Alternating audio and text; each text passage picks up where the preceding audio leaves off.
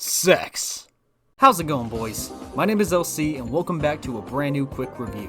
A good bit of content on my channel recently was recorded earlier this year, but I figured that it's time to get back into it and record something new. And what better thing to record than me talking about this game I've been playing.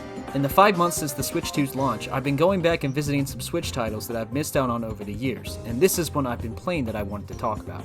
Released for the Nintendo Switch in 2018, Kirby Star Allies is HAL Laboratories' first mainline Kirby title for the console, and at its core, it's a pretty standard Kirby experience, with a twist. Now Kirby's in HD, fuck the Wii U! I'm just kidding, I really love the Wii U. Fucking Wii U overlords, forgive me.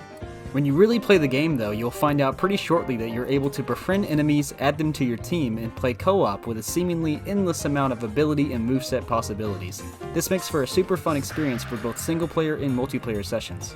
This game does however come with another real twist, and this one varies between the means of which you can play it. It's probably one of the easiest Kirby games and one of the easiest games that I've ever played, period. Like around Kirby's Epic Yarn levels of easy. Playing this game can feel pretty boring if you're looking to find something super invigorating to play, but if you're burnt out on difficult games and need a rest in between games, this one is for you. If you're looking for a challenge, then this one isn't really for you. This is something that will probably be mentioned a lot in any future Kirby videos I make, but this game features a ton of copy abilities. You've got some of my personal favorites like Artist, an ability that gives you a paintbrush and you're able to perform these lush and powerful brush strokes and summon enemies.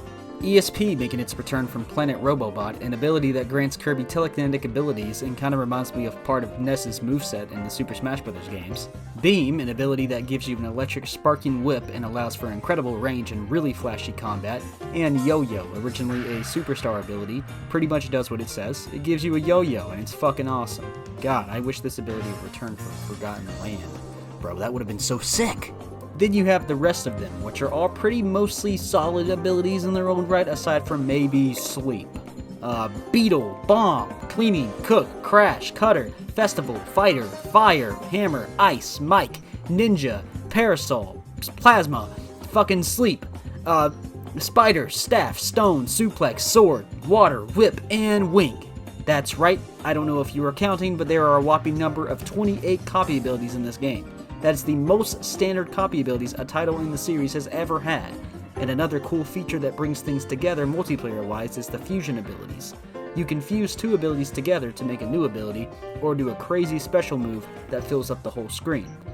You can say this game is incredibly easy and you wouldn't be lying, but you can't say the game isn't visually interesting. Most if not all of these enemies are found via swallowing enemies within the game, by the way. Next we have the fan service. The levels of fan service this game provides is insane, which also bumps it up a bit for me. There are these special Dream Friend characters that you can recruit and play as well, and when the game initially came out, you started off with just Bandana D, King DDD, and Meta Knight, but throughout updates, more characters were added in waves. Such as Rick and Kenny and Koo, I have a weird thing for Rick, Marks, which actually offers an incredible moveset, just had to point that out, Gooey, Adeline and Ribbon, Dark Meta Knight, DeRoach, this guy looks cool as fuck, I don't know, I haven't played Spook Squad, the Sexy Beast Magalore, Taranza, Susie, and the three Mage Sisters that appear as bosses in the game. With access to all of these characters on top of the abilities and fusions, there's countless ways to play the game, and after you beat it, you're able to select the characters freely in single player, which wasn't possible on first playthrough. I know Kirby is known within its fandom for its intense lore hidden within the games, but I found this game's story to be quite simple and on the nose, but that's not a negative at all, since I personally don't play Kirby games for their riveting storylines. One thing I will say though is that the final boss of this game feels like, and I'm going to mention it again, something out of Forgotten Land, because it's a fully 3D fight.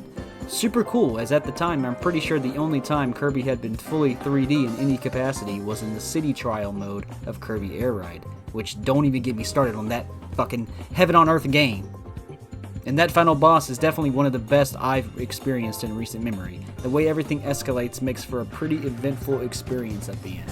The last thing I'll mention in this pretty beefy quick review is that the lack of an online co-op multiplayer is pretty disappointing. I have in-person friends that I can couch co-op with no problem, but I also have a shit ton of online friends, probably more, so this game lacking this kind of feature was a massive L, especially considering how much cool content is playable in Star Allies. To be honest, this wasn't the best Kirby game I've ever played, far from it, but it was a fun time to play by myself when I was bored and when I was with friends. And it's an easy game with a really rewarding ending. If I had to give this game a rating, I'd give it an 8 out of 10. If you know of any other Switch games like this that I should check out and review, let me know in the comments below. And join our Discord server to stay up to date on events and times when I'll be in VC playing games or just talking with the boys. And as always, have yourselves a damn good one. See ya.